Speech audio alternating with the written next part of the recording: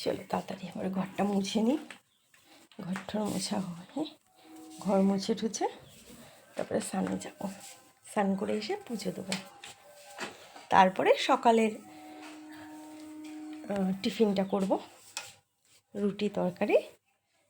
তারপর টিফিন করা হয়ে গেলে তারপর আবার দুপুরে রান্না জোগাড় করব।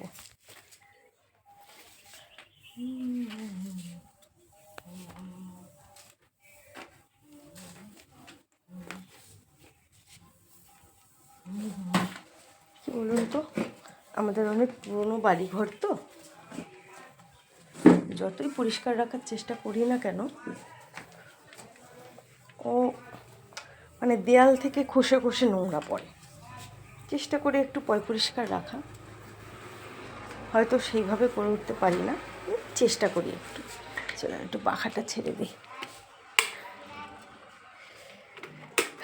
মা পাখাটাকে কমিয়ে রেখেছে।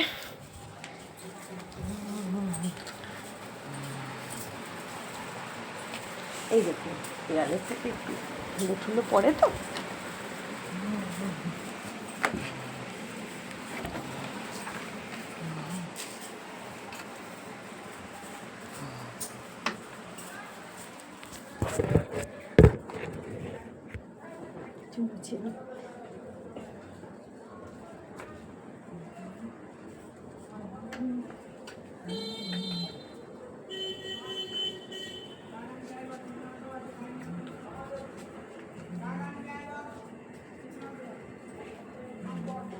এই এটা না একদম পচা, এই বস্তাটা ভালো না।